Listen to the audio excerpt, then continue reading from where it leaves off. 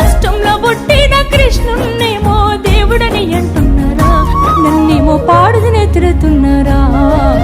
ఆడపిల్లనమ్మా నేను ఆడపిల్లనాని బాధపడకం